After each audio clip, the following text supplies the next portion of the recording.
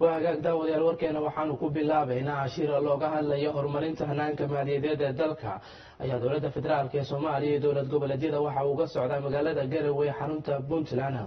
shirkan ayaa waxa furay wasiirka maaliyadda Soomaaliya mudane Cabdiraxmaan Ducaale Beyle waxaana ka qayb galaya wasiirada maaliyadda dowlad goboleedyada iyadoo diiradda lagu saarayo sidii qorshe midaysan looga yeelan lahaa hanaanka maaliyadeed ee dalka mudane Cabdiraxmaan Beyle waxa uu sheegay in qorshe midaysan oo lagu wajaho dhaqaalaha dalka ay keeni karto horumar si wadajir ay ugu talaabsadaan dowladda federaalka iyo dowlad goboleedyada dalka ka jira dowladda federaalka ee Soomaaliya ayaa waxa ay war ka soo saartay xiisadaha siyaasadeed ee ka jira galmudug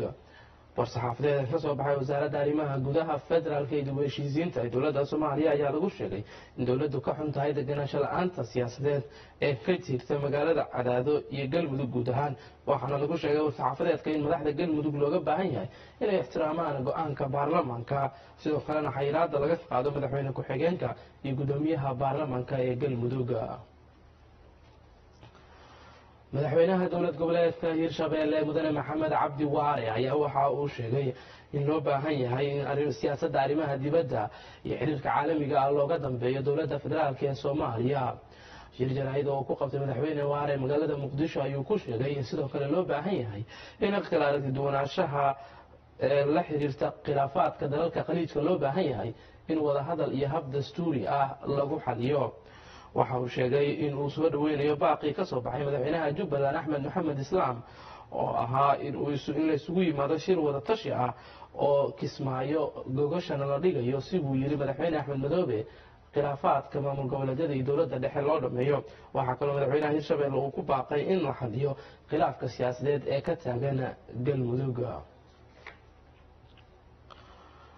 mas-uuliyiin ka tirsan dowlad goboleedka Hirshabeelle ayaa waxa ay kormeer ku tageen deegaano ka mid ah gobolka Shabeellaha Dhexe gaar ahaan tuulooyin hoos taga magaalada Jowhar halkaas oo webiga Shabeelle saacadihii la soo dhaafay uu fatahaad ka sameeyay mas-uuliyiintana oo ka tirsan Hirshabeelle gaar ahaan wasaaradda bey'ada iyo horumarinta reer miyiga ayaa waxa ay u fuurgalayaan xaaladaha ka dhashay fatahaadaha webiga Shabeelle iyagoo ugu baaqay hay'adaha samafalkana in ay dadkaasi caawiyaan biyo xireen dhawaan laga sameeyay halkaasi ayaa caawinaad ka geysanaya in laga hortago khatarta halista ka dhalanaysa fatahaadaha webiga Shabeelle akhbaaraadka caalamka haddii aanu eegnana daawadayaal boqortooyada Sacuudi Arabiya ayaa waxa ay ogolaatay in haweenku ay gawaarida wadi karaan boqorka dalka Sacuudiga ayaa markii ugu horeysay soo saaray amar haweenka dalkaasi loogu ogolaanayo in gawaarida ay kaxayn karaan sida ay sheegtay warbaahinta dowladda wareegta ka soo baxday boqor Salmaan bin Cabdilcasiis ayaa lagu sheegay in haweenka loo ogolaanayo in la siiyo ruqsadaha wadista gaadiidka arrintaasi oo hore uga xanibnayd Sacuudi Arabiya ayaa ahaa dalka kaliya adduunka ee mamnuucay haweenku inay gaadiid wadaan arrintaasi oo muddo dheer cambaareyn xoog la Sacuudiga uu kala kulmiyay xayiraadda wadista gaadiidka ee haweenka waxay socotay muddo dheer waxaana kooxaha u ololeeya xuquuqda aadanaha ay sanado badan wadeen olole ku aadan in haweenka xayiraadda noocaasi laga qaado qaar ka mid ah haweenka Sacuudiga ayaa ka hor wareegtadan isku dayay inay gawaarida kaxeeyaan waxaana markasta ciidamada ay qabtaan lagu qasbi jiray in la ganaaxo ama xabsi la dhigo balse hadda kadib haweenka waxay heli doonaan fasax ah inay gawaarida wadi karaan guud ahaan Sacuudi Arabiya وأجاك داود يروح عيسى سنة وقولنا ما ذي وركي كومنا وأتكلم سعودين تي في قناة كصوماليات حرمتي سريح مقالة مقدسة من كان عندي بدون كوجو عليو برامج كيساكي الدنيا ذو أهل كاسي نقصي وذيان إبراهيم آدم محمد إيو نمع وحس الجمعة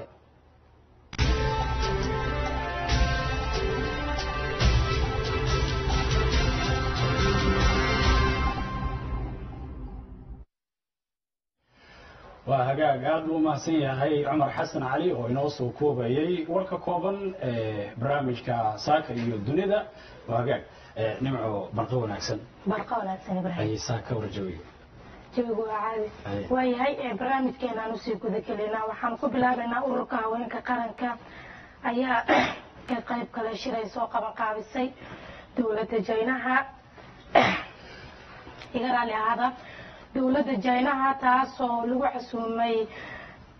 dadka socday ururada haweenka dalka jaamacadda carabta maamo batuulan soo dhaweynayaa batuula sheekh axmed kaballe oo barnaamijka nagala qayb qaadanaysa maamo marka hore kusoo dhawow barnaamijka marka xigta waxay noo sharaxdaa bal shirkaasi waxa looga hadlay maadaama markii ugu horeysay ururka haweenka qaranka uu tagay jaynaha isagoo u matalaya ururada kale ee dalalka jaamacadda carabta بسم الله الرحمن الرحيم اللهم صل على محمد وعلى آل محمد كما صليت على إبراهيم وعلى آل إبراهيم إنك الحميد المجيد marka ugu horeysa aad iyo aad ayaa ugu mahadcelinaya TV-ga qaranka Soomaaliyeed oo mar walba u adeega bulshada isla markaana u tibiya wararka oo la xiriira aayaha ummadda iyo danta guud ee Soomaaliyeed waana ku faraxsanahay kaalinta ay kaga jiraan wacyigelinta iyo dib u soo nooleynta Soomaalinimada iyo wadaniyada fursadan aad siiseen idinka gaar ahaan ayaan kaga mahadcelinayaa inta kadib inta aan bilaabin warbixinta la xiriirta shirkii aan ka qayb galnay ee lagu qabtay Beijing caasimadda China oo ay soo qaban qaabiyeen ururka guud ee haweenka Shiinaha ayna ka soo qayb galeen wadamada jaamacadda Carab ama wadamada Carabta ururadooda haweenka oo ururka haweenka qaranka Soomaaliyeed uu kamid ahaa waxaan rabaa marka ugu horeysa maanta oo bisha September ay tahay 7 sanadkan 2017 waxaa dawladda Shiinaha iyo shacbi weynaheeda ay u dabaaldegayaan markii la mideeyay Shiinaha oo Republika Shiinaha ay la baxday oo maaragtay sanad guuridoodii 68aad ay u dabaaldegayaan oo ku beegan maanta waxaan rabnaa inaga oo maaragtay ku hadlayna magaca haweenka Soomaaliyeed guud ahaan gaar ahaan ururka haweenka qaranka Soomaaliyeed inaan hambalyo iyo bogaadin u dirno ururka haweenka guud ee dalka Shiinaha ugu hambalyeeno maalinta farxadda midnimada iyo Republikada China una rajeyno saacado horumar iyo maaragtay wanaag ummadda Shiinaha inta kadib hadii aan u soo noqdo shirka aan ka qayb galnay wuxuu ahaa fursad weyn isaga laftigiisa iskama aanan tigin waxaan ku tagnay talada maaragtay dawladda iyo taabagelinta barnaamijkan inuu hirgalo iyo taakulaynta dawladda Soomaaliyeed oo ahmiyad weyn siinaysa haweenka Soomaaliyeed inay ka mid noqdaan haweenweynaha adduunka iyaga oo metelaya dalkooda taasna waxa waay horumar runtii la gaaray oo dawladda Soomaaliyeed ay gabdhaha Soomaaliyeed uga mahadcelinayaan sidoo kale waxaan u mahadcelinaynaa safiirka dawladda Shiinaha u fadhiya dalkan Soomaaliya oo isaguna kaalin weyn ka qaatay sidii aan ku bixi lahayn oo maaragtay soo dhaweyntii iyo casuumaadii ay noo fidiyeen ururweynaha Shiinuhu inta aanan bagaarin dalka Shiinaha anagoo halkan joogna noo bilaabay soo dhaweyntii iyo marxabayntii iyo ambabixintii iyo taakulayntii isagana waxaan uga mahadcelinaynaa dadaal wanaagsan iyo waayahay maamo batuulo maxaa shirka looga hadlay marka maadaama ururada haweenka dalalka jaamacadda carabta isugu yimaadeen shirkan wuxuu ku saabsanaa baaq uu u jeediyey wadamada Carabta iyo ummadda Shiinaha gaar ahaan haweenka madaxweynaha Shiinaha oo ah in maadaama ay xiriir dheer lahaayeen dalka Shiinaha iyo dawladaha ummadda Carabtu khaas ahaan dhinaca haweenka in xiriirkii la soo nooleeyo in la xoojiyo in suumanka loo xirto halkudhig loogu magac daray jidka xiriirta taariikh ahaan dawladda Shiinaha waxay leedahay xiriirta ugu wanaagsan ee adduunka ay caan ku tahay ganacsigii iyo wada shaqayntii iyo isdhexgalkii ka dhaxeeyay wadamada Carabta iyo dalweynaha Shiinaha wuxuu ahaa mid aad iyo aad taariikhi u ah oo muddo dheer jiray saadarteed in dib loo soo nooleeyo sida ka warqab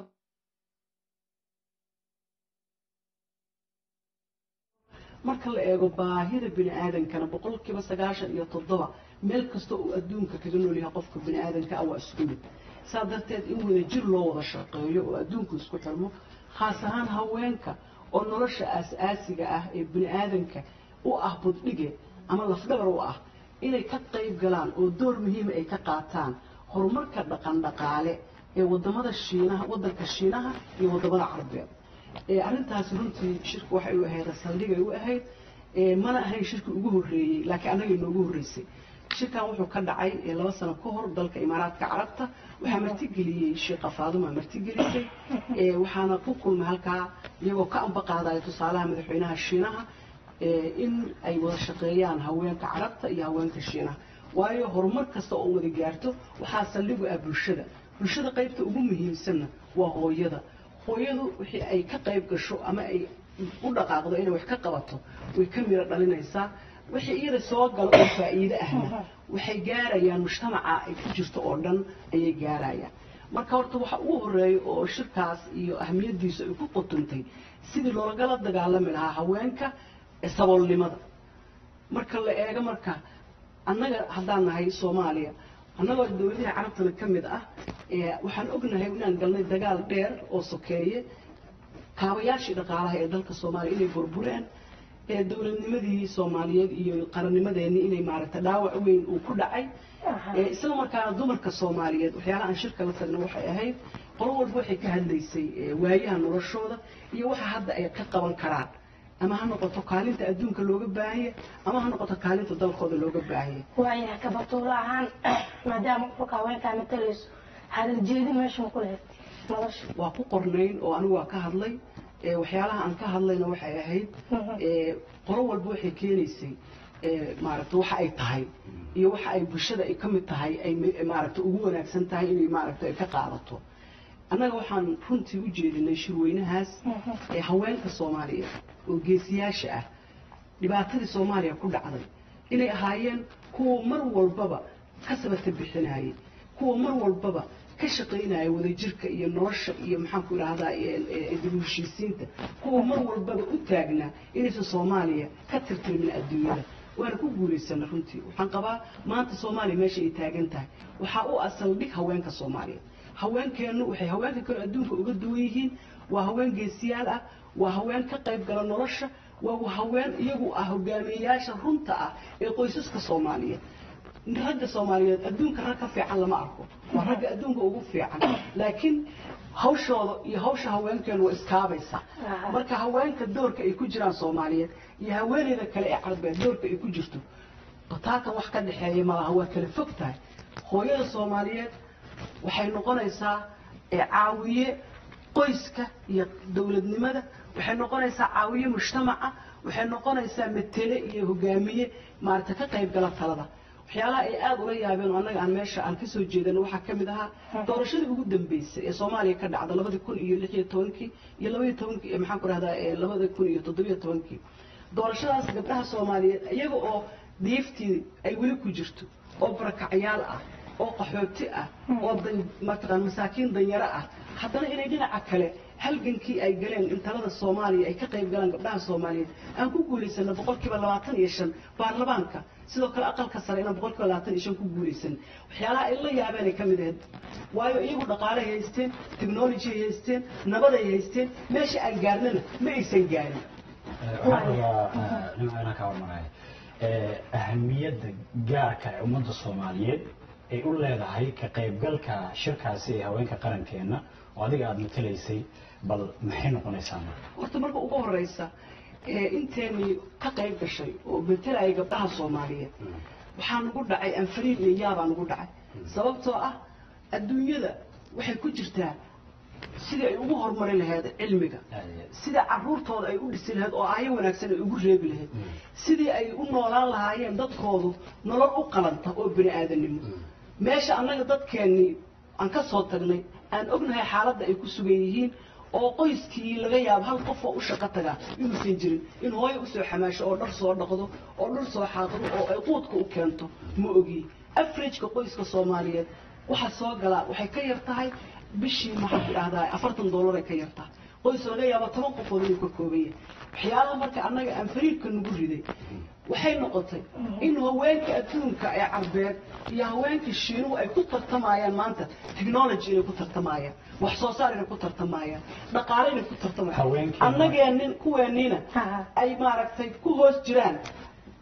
dab iyo dambas iyo dhibaato iyo qax iyo inaan laga fikirin oo waliba Soomaali haddaan nahay maanta ay ceeb iyo lama arag ay nagu tahay hooyo Soomaaliyeed oo dhalaysa inaysan haysan isbitaal public mataqaana ay ku dhasho ama cunug Soomaaliyeed oo dhibaataysan oo san lahayn iskuul lacag la'aan marka waxyaalaha aan aad maaragtay ugu soo qiiroonay markii aan halka tagnay waxa kamid ah dadku inay u jeedaan midnimadooda iyo quruxdooda oo u wada leeyihiin inay qarannimadooda iyo sharaftooda ay wada ilaaliyaan ixtiraam iyo kala dambeyn oo weliba aad iyo aad maaragtay u sarreeya iyo annaga waxa aan markaa isbarbar dhignay runtii aad iyo aad ayaan u kala fognahay wax faa'iido ugu weyn marka aan hadda kala soo noqono waxa ay tahay markaan qaladka annaga aan ku jirno haddaan soomaalina aan is aragnay adduunkana say u socdaan aan is aragnay waxaan noo soo baxday dunidana waa tegaysaa annagana dhulkaan gelaynaa marka gabdhuhu maadaama ay saldhiggii mujtamaca yihiin soomaalidana gabdhahoodu ay gabdho ka duwan gabdhaha adduunka ay yihiin in gabdhaha soomaalida aan kula noqono war adduunyada waa tagtay adduunyada maanta waxay maraysaa waxaan rabaa ugu dambeyntii horumarkaasi oo kale sidee marka guud ahaan dalkeena gaar ahaan haweenka ay u gaari karaan oo ay ula tartami karaan haweenkaas sheegay horta tallaabooyin waxaan qaadnay inaan la yeelano maxaan ku idhaahdaa wada tashiyo gaar ah ee haweenka ka soo qayb gala meesha waxaana dhex maray isbarasho waayo markii ugu horreysay ahayd oo shir heerkaa la eg ay ka qayb galaan ururka haweenka qaranka Soomaaliya dawladihii markii annaga ay dhageysteen warbixinaha aan soo jeedinay awalna Soomaaliya la ogaa in ay dacweyn uu ku dhacay oo dagaal sokeeye ka dhacay kulligood way qiiroodeen waxayna aad noogu hambalyeeyeen hadda laftigeeda energy-ga iyo dadaalka iyo wanaagga aan wadno iyo heerka Soomaalida gabdhahoodu ay gaareen oo iyagii horumar iyo wanaag iyo nabad haysta aysan weli gaarin waxaa marka halkaa ka soo baxay in loo baahan yahay in la isdhaafsado waayo aragnimo la isdhaafsado in shirar kale iyo wada tashiyo kale oo gaar ah iyo casuumaado kale la isku fidiyo in haweenka Soomaaliyeed maanta ay mudan yihiin in la caawino oo la kaalmeeyo khaas ahaan dawladda ee China waxaa rabaa ururka haweenka China inaan mahad celin gaar u soo jeediyo ummadda Soomaaliyeedna aan u sheego gaar ahaan gabdhaha Soomaaliyeed runtii markii ay qaabilayeen waxay noo qaabileen si niyad iyo wanaag ah markii aan la joognayna waxay nagu maaragtay maamuleen si gaar ah oo ay naga maaragtay siinayaan maaragtay si gaar ah maamul gaar ah oo ay dareensiinayaan in ay rabaan inay nala maaragtay jaan qaadaan oo ay rabaan inay wax nala qabtaan oo ay rabaan waxa ay iyagu naga maaragtay naga duwan yihiin ee ay haystaan in annaga maaragtay aan ka faa'iideysano annaga laftigeennuna dadka iska yaala meesha ma nihiin ummad jirto oo ilaahay barakeeyo oo dhul barakaysan haysataan nahay la isdhex galo oo la kala faa'iideysto khaas ahaan dhinaca wax soo saarka iyo la dagaalanka saboolnimada waxay noo sheegeen inay leeyihiin 40 milyan oo sabool ah oo ku nool dhul Shiinaha waxay ka kooban yihiin 1.4 milyan ay ka kooban yihiin marka dhulka qaarkiis iyadoo dhul barwaaqo badan ay haystaan dhulka qaarkiis malaha roob malaha meel biyo mataqaanaa leh oo wabiye malaha waa dhul qaraxa oo wax laga soo saari karin dadka ku nool laakiin waa dad maaragtay aad sabool u ah siyaasadooda marka ka mid tahay in la sinaado oo dadka ay yeeshaan dakhli iyo nolol inay helaan marka intii kale waxay ka shaqaynaysaa 40 milyan inaysan baahina u dhiman waxbarashada waayin ummadda shirana ay ka harin sidaa darteed annaga marka barnaamijyadaas oo kale way nala qaybsadeen way nala sheergareeyeen waxyaalaha annaga aan rabno marka oo ka soo faa'iidno waxa ay tahay war annaga oo dhan baaba boobarti noqonayba annagoo dhan baaba sabool noqonay marka inaan waxaan dib ula soo noqonay fikrad ah in maanta Soomaaliya ay ka maqan tahay talada inay ka maqan tahay oo dadka Soomaaliyeed ay u baahan yihiin intay fikiraan khaas ahaan dumarka waa mas'uuliyad weyn oo hooyada saaran wiilkeedii waa dhibaataysan odaygeedii baa dhibaataysan walaalkeedii baa dhibaataysan waxaas inay wax u qabataan waxay u baahan tahay inay u dhaqaaqdo oo fikrad saliim ay maaragtay ku waayahay waa tahay gudoomiyaha ururka haweenka qaranka Soomaaliyeed Batuulo Sheekh Axmed Gaballe aad iyo aad baan uga mahad celinaynaa sida wanaagsan ee markaas ay nogala qayb gashay barnaamijkan saaka iyo dunida haddii aan markaas qodobka xiga ee nimcooy aan u sii gudbo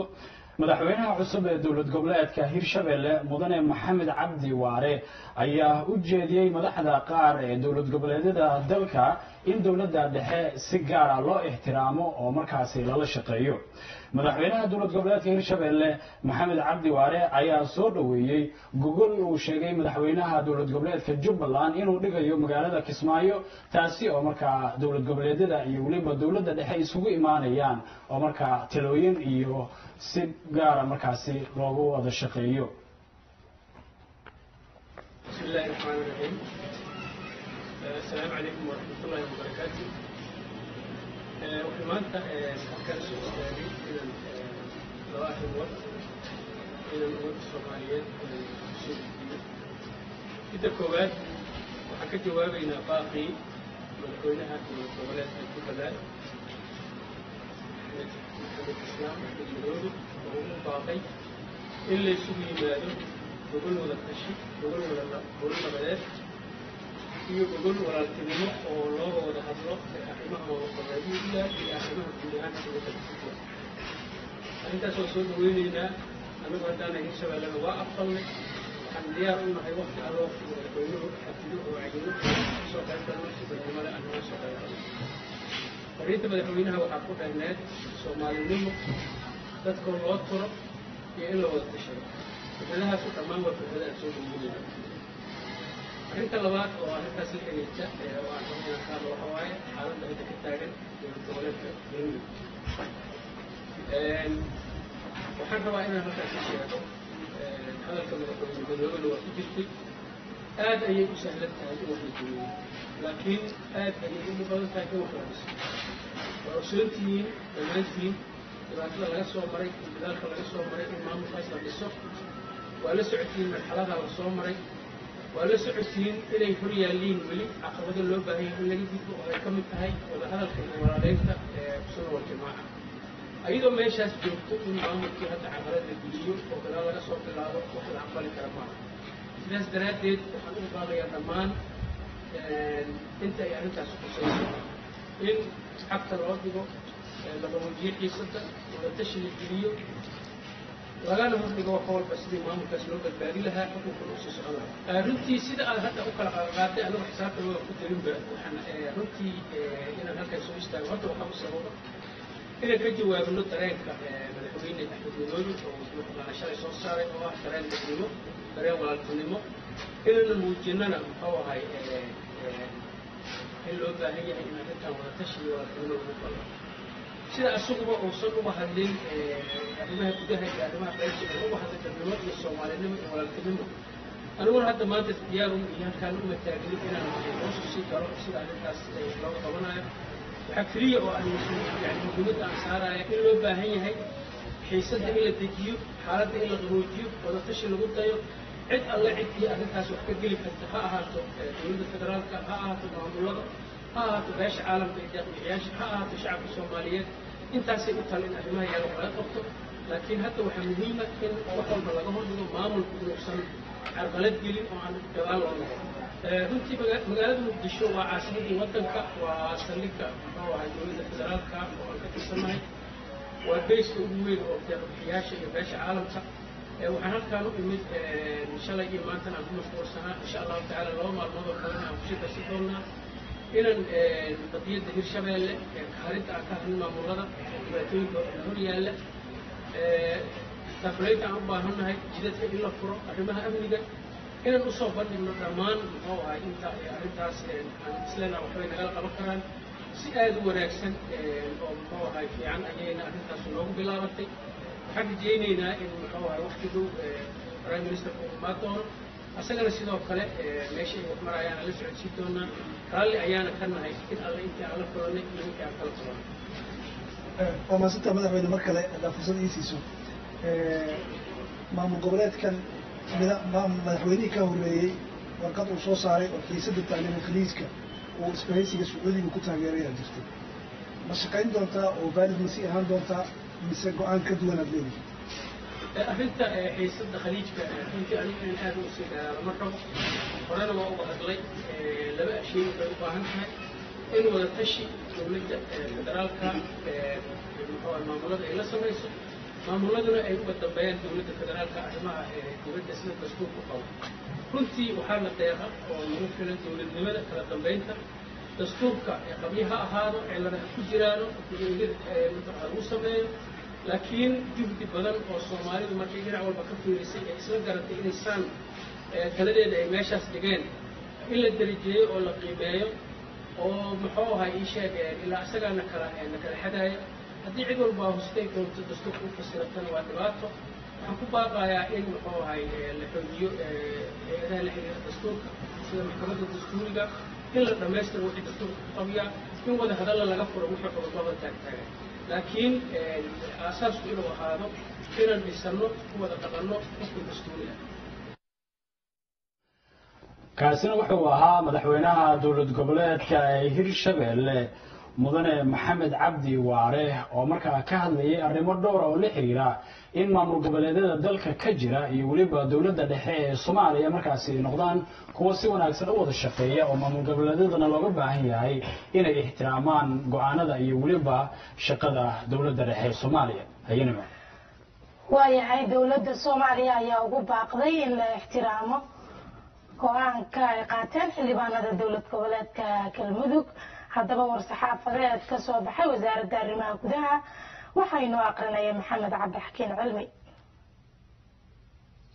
war-saxaafadeed ka soo baxay xafiiska wasaaradda arrimaha gudaha ee xukuumadda federaalka Soomaaliya ee xaaladda Galmudug ayaa waxay u qornayd sida tan